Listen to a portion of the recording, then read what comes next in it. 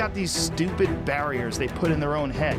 You got to resist those goddamn things because they don't do you any good, and they certainly define the potential for your future in a negative way that's not self-serving and it's not even real. This idea that there's no way to get past the starting block today is just ludicrous. It's crazy. And it's just this poor thinking. And people that are trapped in bad situations, one of the problems is you feel like this is your future. You feel like and you can't get out of that. There's no hope. There's no light at the end of the tunnel. There's no rainbow. And if you feel like that, that alone can be incredibly defining and limiting.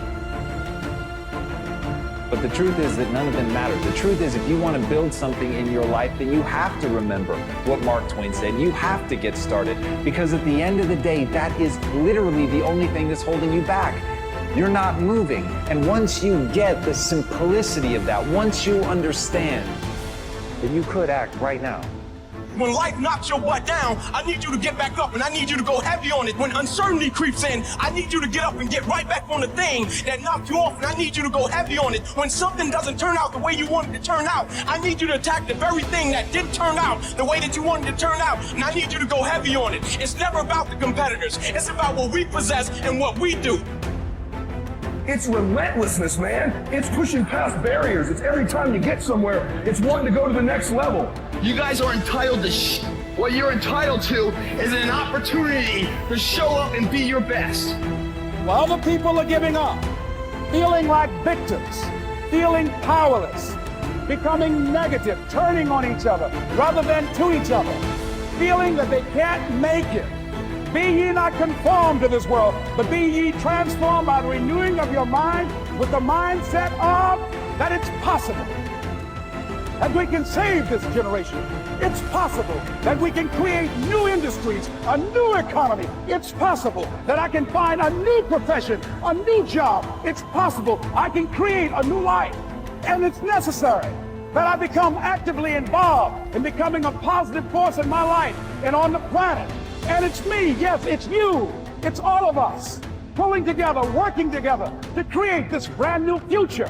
And it's going to be hard. Easy is not an option. But if it's hard, we will do it hard. Whatever is required to snatch victory from the jaws of defeat. And it's worth it, yes. It's worth whatever we have to do. And once we know that, it is done. It is done. It is done.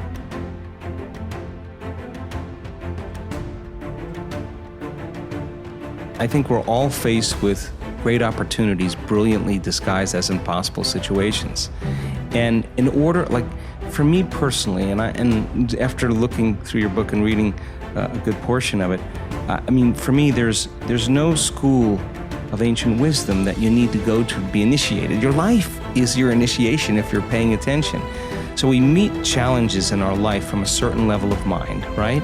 A certain level of consciousness or unconsciousness. And even Einstein said we have to go to a greater level of consciousness than the consciousness that's created the problem. Well, what is consciousness? Consciousness is awareness. And awareness means possibilities that you haven't thought of before.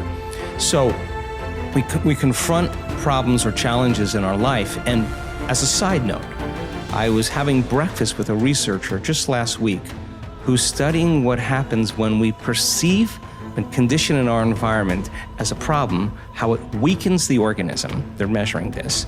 And when a person sees it as a challenge, how they draw energy, they raise the energy of their body back into order.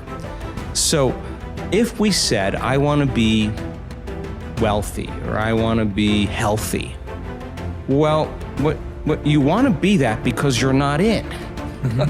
So the initiation of going from not it here to it here, you're going to have to climb some steps, and there's going to be some blind spots. So you try it out and it doesn't work. Well, that's because there's a part of you that's still in a habit. There's part of you that's still unconscious. Okay, so what is it about myself and that circumstance that I am feeling about that circumstance, and that feeling is causing me to think about it? So you say, oh, it's impossible, they'll never change. I'll hire a hitman, I'll hire the mafia, I'll hire an attorney, I'll have my friend's friend to talk to him, and nothing changes, right? Well, you're not separate from that experience. You're involved in it, and how you think and how you feel broadcasts energy into the field. So your energy is the same every day, and as long as your energy is the same, nothing's going to change in your life either. And nobody changes until they change their energy. So then, what piece of knowledge, what piece of information, what would love do? What would greatness look like? Okay, I don't know. All right, well, certainly somebody in history has faced this problem. Don't get on Facebook and say, does anybody have any answers? Don't get, go look it up and study and read and learn. You'll own it. And you'll say, wow, that person that was wealthy, they failed 500 times. Yeah. Well, hell, I had the wrong view of wealth. Okay, then failure's not a thing. I got to overcome failure. Well, yeah, just climb the step. Yeah. Okay, I'm reacting to that circumstance with the same emotion. That emotion is firing the same thoughts. I'm broadcasting the same energy into the field. If I were facing that circumstance and situation again with that person, that circumstance, what do I learn from that circumstance? How could I do it differently the next time? Find out a solution and rehearse it. Install the circuitry so when you get in the circumstance, you're not going to respond in an automatic habituation. Yeah. Now you're at a greater level of consciousness. Now you're looking at possibilities that you weren't looking at before because you were unconscious. Now, that process of trial and error is so important in the spiritual path.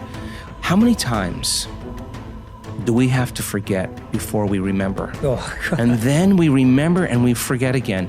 And it takes constantly remembering until we stop forgetting. And when we get to that point, now we're conscious. Now there's wisdom. And wisdom is the memory of the experience without the emotional charge. Now you're ready for the new adventure. So then people draw conclusions and say, oh, it's that person that ripped me off. It's that person that what? Now you don't create your reality? Oh, you only create your reality when things are good. No, well, somehow you got to tango through this. Somehow your objectivity in not reacting emotionally is going to change the energy of how you address this situation. Now, first off, I'd like you to stop telling yourself that you're a born procrastinator or you're naturally a lazy person. It's not true. You were not born that way. It's just a story you tell yourself, which means it's a story you can change. So from now on, every time you chide yourself for procrastinating or being lazy, I want you to tell yourself that you already have everything you need to accomplish any goal you can imagine, because that is the real truth of the matter. Would have stopped being afraid sooner and earlier that greatness and abundance and wild success was available to someone that looked like me, someone that came from my background, someone that had my educational foundation, which was I'm functionally dyslexic. I struggled in school. I would have still given myself permission sooner to have a breathtaking, abundant life. While I was transforming my life, I still kept this sense of disbelief. And so I know that I slowed myself down a lot because until I believed it was for me, it couldn't really come into my hemisphere, it couldn't come into my life. So I would have done more work on my mindset earlier. I would have not just chased the goal, I would have chased the new belief system first. Well, I hope that some of my mistakes, based on what I didn't know, helps you to know some things sooner, quicker, faster, or that it just helps to validate that you're not alone in your thinking. I don't ever try to be perfect. I just want to perfectly manage my imperfection. Be a quick learner. Don't let it take long to teach you. Learn quick.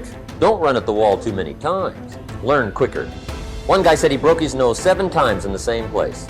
Somebody says, looks like you'd stay out of that place. Learn quicker. Don't be stubborn. See, some people won't change even when a better way comes. You say, well, I've been doing it this way 30 years. Hey, be ready for change. If it's a better way, go for it. But don't try to beat it. Better have a valued goal, because otherwise you can't get any positive motivation working out. And so the more valuable the goal, in principle, the more the micro processes associated with that goal start to take on a positive charge. And so what that means is, well, you get up in the morning and you're excited about the day, you're ready to go. And so as far as I can tell, what you do is you specify your long-term ideal,